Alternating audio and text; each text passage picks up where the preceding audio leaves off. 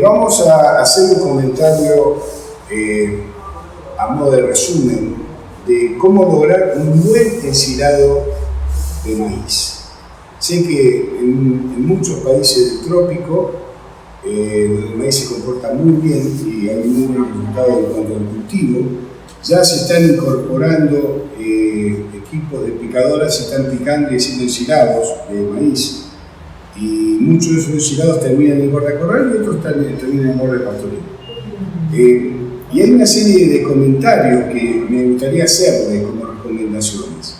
En la bibliografía hablan que el mejor momento, la planta de maíz, para estar en el momento adecuado para ser cortada, picada con la máquina, es en media a 3/4 línea derecha.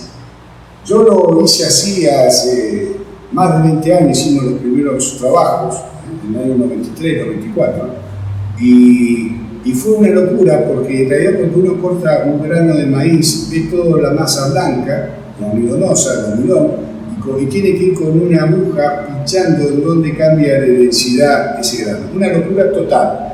Ese es un mensaje propio de una universidad que hace un trabajo de laboratorio que no es que esté mal, no es práctico.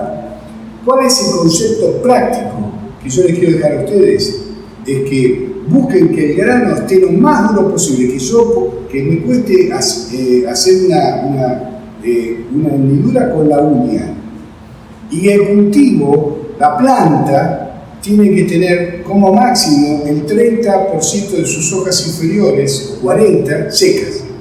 Pero el resto tiene que estar todo verde. Si yo pico ese cultivo de maíz, el resultado, y hago bien todo lo que viene después, el resultado es espectacular. Logro maíces de 75% de digestibilidad y con 25 a 30% de almidón. El maíz, ningún silaje de estos de cereales tiene proteína. Las proteínas son de 6, 7, 8 puntos. No busco algún ensilado por la proteína, busco por la energía. Y la energía está en la digestibilidad y está en el almidón. Si yo logro picar un maíz con grano duro y con no más del 30-40% de las hojas inferiores secas, tengo un material espectacular si hago bien la compactación y el tapado, todo el resto. Ahora, puede ocurrir que en el momento que yo tengo el cultivo me agarra una seca y se me empieza a quemar las hojas y empieza a quemarse a la mitad o que me quede verde solamente en la parte superior, un 20, un 30, 40% de cultivo, el resto todo seco. Yo quiero dejar un mensaje claro.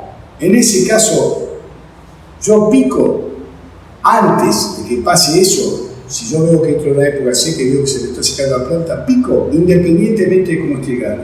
No me interesa si el grano está formado o no está formado, pico. ¿Por qué? Porque el 60% y a veces el 70% del total del peso de la planta es tallo y hoja y el 30-40% restante es la espiga. Entonces, yo no puedo perder la calidad del 60 o 70% de la planta, del tallo y la hoja, que la fibra se ponga muy dura, muy lignificada, por esperar un poco de grano. Entonces, si yo veo que la seca me está quemando el cultivo, pico y me olvido del grano. Pero en el caso de que no haya seca y puedo esperar al grano duro, lo espero y pico en ese caso. Otro punto es el tamaño óptimo de picado. El tamaño óptimo de picado tiene que estar entre 1,5 centímetros y 3 centímetros.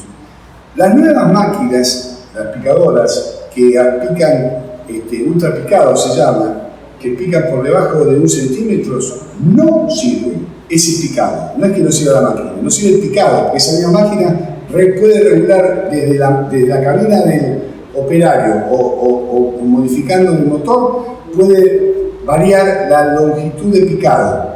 El picado tiene que ser entre 1,5 centímetros y 3. Por debajo de 1,5 centímetros estamos perdiendo fibra que pasa rápido por todo el tracto digestivo y termina en las heces.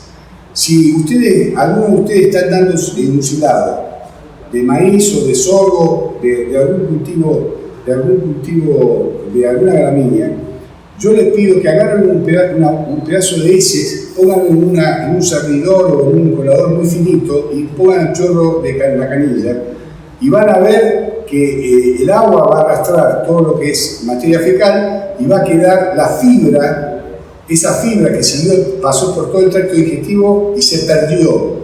Esa fibra es del maíz que yo piqué, que por tener un picado muy finito se perdió. Esa pérdida es plata, muchísima plata, a veces se pierde hasta el 15-20% del total de la fibra. Eso es muchísima plata. Y se evita que el picado sea un picado más largo, 1,5 centímetros a 3 centímetros. Si el picado es más grande, 4, 5, 6 centímetros, hay otro problema, que es muy difícil o imposible de compactar, porque queda como una esponja. Entonces hay una masa de aire importante en todo el ensilado y no se puede hacer una buena compactación. Y ahí las fermentaciones son malas, son negativas. Ahí abundan las bacterias acéticas, que siempre están. La bacteria acética es la primera bacteria que interviene en la fermentación, pero porque requieren oxígeno. El oxígeno debería desaparecer en la primera semana después de confeccionar el silaje.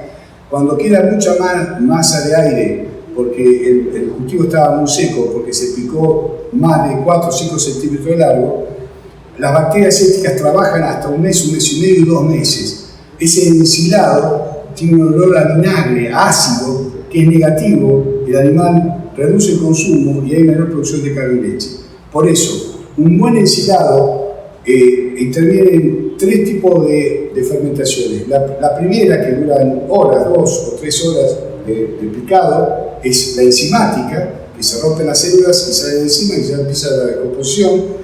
La segunda es la acética, que trabaja con oxígeno no más de una semana. Y la tercera es la láctica, que trabaja sin oxígeno, que la que genera el ácido láctico, ese olor afrutado, el olor suave, el olor agradable, que es el buen ensilado.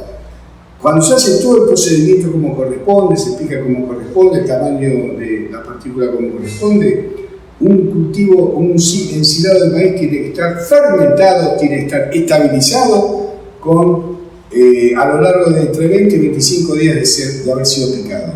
De la otra forma podemos tener 2 o 3 meses dando vuelta y el material no está estabilizado y ahí perdimos todo, perdimos las proteínas, perdimos los minerales, perdimos azúcar, todo perdimos. Hasta los almidones podemos perder. Un tema importante, el pH en un buen ensilado tiene que variar entre 3,8 y 4,2. Por debajo de 3,8 es que hubo mucho acético y con lo que acabamos de decir, ese silo es ácido, no es bueno, el animal no come mucho de ese silo. Y por arriba de 4,2, 4,4, 4,8, 5, el ensilado no es bueno, ahí hubo otro problema, hay hongos desarrollados y hay olor a podrido producto de los ácidos jutínicos. Entonces, en ese segundo caso, cuando el pH está muy alto, tampoco hay consumo y no sirve.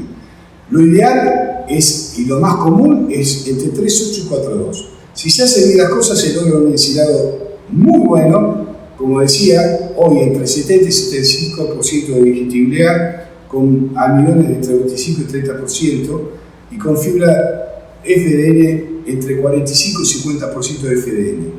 Es un silo muy bueno. Ahora, lo último que yo quiero dejar como mensaje del silo de maíz, porque cualquier productor ganadero que yo lo escucho y lo veo en distintas partes de América Latina, cuando hace un ensilado de maíz, se cree que ese ensilado siempre es bueno, siempre va a ser bueno, va a tener buena calidad. Por eso, al creer que va a tener siempre buena calidad, cree que también va a haber buena producción de carne y leche. Y no es así. La variación de calidad de los silos, de los ensilados de maíz, varían entre 60, 58 a 60% de digestibilidad hasta 75%.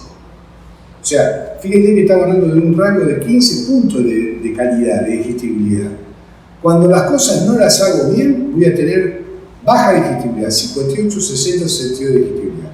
Y está lleno de trabajos en universidades, en campos de productores, que tienen silos de esas características. También hay muchos mejores. Por eso yo quiero dejar como mensaje que no todos los ensilados de maíz son buenos para que sea un buen ensilado hay que cumplir con esas pautas que acabamos de ver. Muchas gracias.